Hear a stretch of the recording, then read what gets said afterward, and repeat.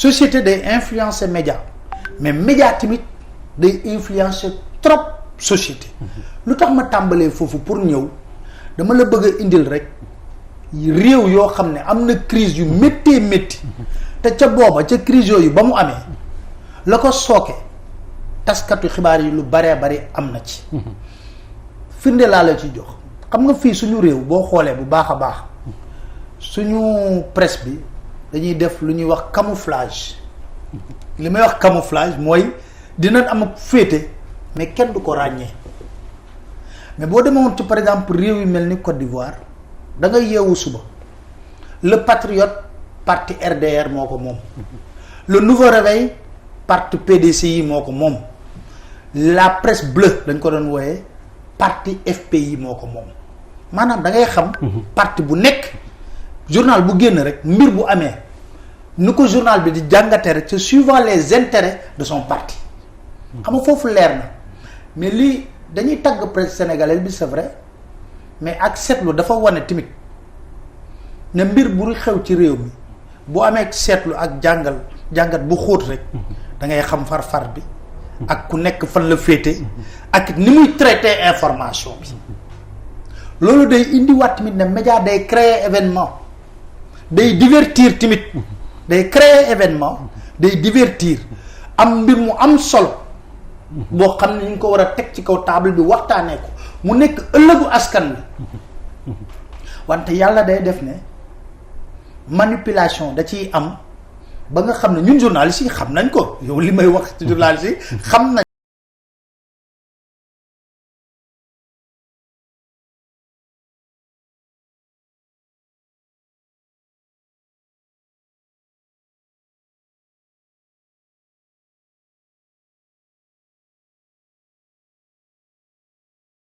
am solo la mais est-ce que am na njeexital ci askan wi ak ci dunduk askan wi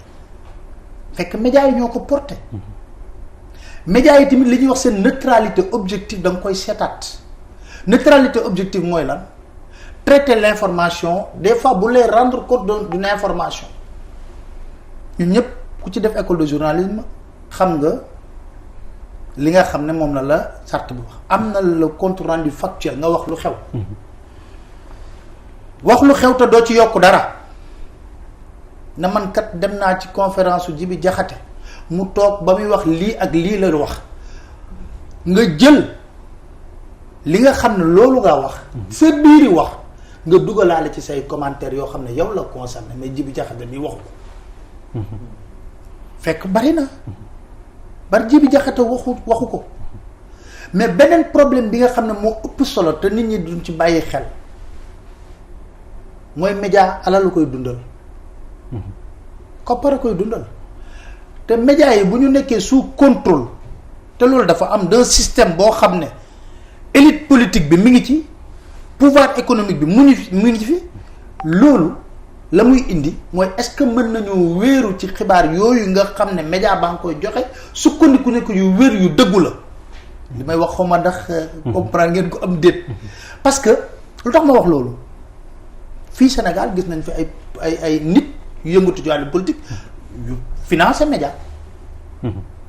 bari na fi wàllu politique seen loxo di dugg bu baax a baax ci journal fi créer média wala nga jàngat groupe de presse yi nga xool ne li ci ëpp ñu ko yor c'est des hommes d'affaires moom la Serge Alimi ci livre am boobu bindoon les chiens de garde traitant la presse des chiens de garde bindaat na sax beneen livre ba bindaat les nouveaux chiens de garde pour wane ne ñooñu ñi ngi fi taxawee ñi ngi fi toogee pour sàmm ay intérêt économique gu benn puissance économique bu fi nag benn groupe économique wala yooyu moo tax boo demee France da ngay gis groupe Bouygues wala Bolloré jënd toute une chaîne boo xam ne te buñ ko jëndee rek nga gis ci ay jafe-jafe ci biir chaîne bi léegi ñoom Bolloré ba mu ko jëndee moom la njëkk a dindi ci Canal ba mu jëndee Canal mu indi crise mu dindi ñu bëri le petit journal bu Yann Barthès peut-être que ñun yegguñ ci niveau yooyu fa la jógee changer chaîne parce que soo xoolee ton bu mu doon utiliser ak la mu daan def arrangé wu leen woon mais fii c'est plus diffus xam nga fii Sénégal moo gën a lënd foofu da lay leer nañ mais fii doo mën a gis groupe bi kan moo nekk ci ginnaawam ak kan moo koy topp ba tax na il faut que ñi ñuy jox xibaar ñun ñëpp ñu nangu ne il faut que sénégalais yi am un esprit critique par rapport à toute information il faut un esprit critique par rapport à tout ba pare ngay nangu di jëlee information ci fu bare xam nga dem nañ ci tey jii ba soo xoolee dafa am crise boo xam ne les médias classiques ñu ngi koy dund tey damay joxe exemple boo jëlee groupe de presse yu nekk Sénégal je n'ai rien contre am na liberté boo jëlee 2S am na ku ko moom walaay tàmbalee ndax sama kër la am na ku ko moom wante ku ko moom ma nga nekk président conseil économique et social président mi ngi président conseil d'administration bu Télé du Sénégal jokkaloog ak président de la République xam nga loolu amaana mën na am sax mais na fekk na yow sa biir kër journaliste yi ba fa nekk di traiter information yi moom liberté boo xam ne da koy may mu respecter éthique ak déontologie traiter l'information de manière objective ak lu mu mënta demee xew-xew yu fi mujjee am di yëngu-yëngu yu ngi fi gis ngeen léegi télé yi dañ joxe information yi ak temps réel ba CNRA jël dogal dagg seen signal ñooñu dem ci plateforme digitale yi pour mën a génne ay xibaar est-ce que jaadu woon na ñooñu ñu tere leen ñu génne xibaar yoo xam ne inventé wuñ ko c'est une réalité amaana bu ñu ko génne woon sax c'est à un certain niveau ni ñu gis ko télé bi mbir mi dina gën a teel a fay fukki bakkan nag ñeent duñ ci rot mais ca booba tamit gis nga yenn type de chaîne de télévision lañ dem génne ñoom ñi ña nga woon ca musique ñi ña nga woon ca leneen te fekk booba fekk na yëngu-yëngu yu nekkoon ci réew mi waroon na tax au moins nga rendre fidèlement parce que gilets jaunes yi am na fa en France mais da nga doon gis ne finalement même les gilets jaunes dañ doon attaquer la presse classique su ma nee la presse classique mooy télé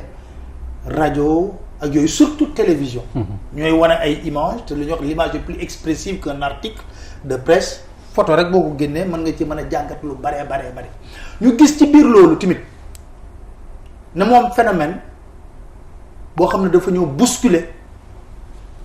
li nga xam ne moom lañ doon gis muy les réseaux sociaux tey jii ku def émission bëgg nga mu nekk ci réseaux sociaux yi te damay faral di wax chaque jour yàgg naa ko wax ma ne leen léegi de télévision yi moom daanaka jarul sax contrôler parce que bu marché amee fii place de l'Obélisque jëm RTS télévision bi bu ko ñëwee filmer jël ay réaction ba mu yeggee 19h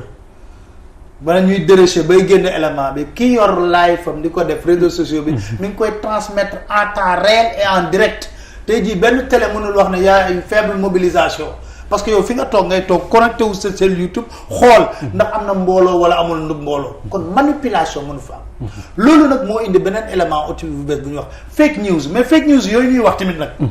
xam nga lan la indi fake news yooyu réseaux sociaux yi am na lu ci baax parce que tey jii xam nga da xale yi dem nañ ba di ko daakal télé si poche c'est à temps réel mais soo gisee chaîne bu mel ne France 24 dem nañ ko ba xam ko ba tuddee ko wudal ko rubrique spéciale les observateurs mooy ñi nga xam ne ils te permettent de te donner des informations yoo xam ne peut-être fekkee nañ ko jox la ko rapidement à temps réel nga gis ko c'est une grosse information yooyu tax na bavure policière yi wàññeeku xam nga tey jii policier bu def njombe ñu filmer la suba nga génn ci réseaux sociaux yi lu bare feeñ na ci kon am na benn côté positif boo xam ne mën nañ ko wax ci réseaux sociaux yi fake news yi dañ koy wax mais des fois c'est gouvernants yi sax ñooy organiser fake news gouvernants yi ci boppam dañuy wax fake news rek ku ko Pape Alé mën na koo génne wala Djibi Diakhaté mën na jóge fake news déedéet des fois c'est organisé de manière extraordinaire par l'État pour te dire ne la waaye li Pape Alé wax wala li Djibi Diakhaté wax fake news la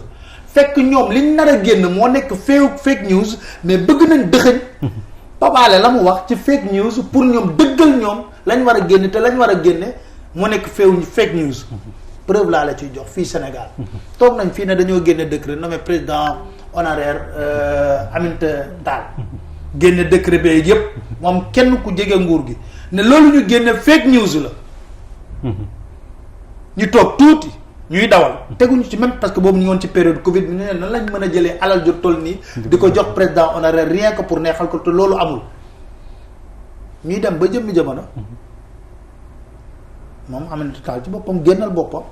toog ak Idrissa Seck ñu xamal nañu président honoraire boobu am na mais buñ ko génnee yóbbuñu ko décret bi ci journal officiel dañ ko nëppal kon entre journalistes yi fexe ba génnee décret boobu teg ko na leen décret bi kii génne nañ ko ne lii lañ nar a jox na ñu ne non journaliste ko génne fake news la ak état bu démentir génne benn décret boo xam ne non signé ban moo ciy fake news. c'est important. Il faut que ñu bañ a jàpp di gëlëmal nit ñi di wax ne li nit ñi di wax fake news la mais des fois ñoom pour répondre bu situation bi tàngee dëgg ñooy créer benn fake news ba pare yow li nga génn ñu jëm ko dugal comme fake news. Donc dañu nekk ci situation boo xam ne boo jëlee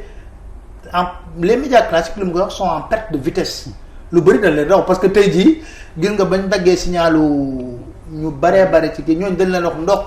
téye leen seen signal ñun ñu ngi si digital bi ak suñuy plateforme parce que moo gën a yomb accessibilité bi te bu ñuy gën a dem di nga ko gis tey jii jëlal benn xew-xew bu am Sénégal nga jël toute la presse écrite nga teg rapidement nga mën a xool camp yi nga mën a xool camp yi maanaam nga mën a xam ne kii angle de lecture am lii la kii angle de traitement am lii la kii angle de traitement lii la mu nekk des positionnements nag parce que loolu ku am seetlu xam nga am positionnement boo xam ne est-ce que le citoyen lambda bi nga xam ne ku mel ni professeur dafa bëgg xam naa ko ci neutralité bu baax a baax moom dafa bëgg a ñëw rek jot xibaar bu wér te dëggu est-ce que kooku bu mu ci liiree benn rek duñ ko tegal ndëgg sërëx boo xam ne ci benn boobu bu ko gëmee rek loolu mooy am nga ci firnde démb rek ak bërki démb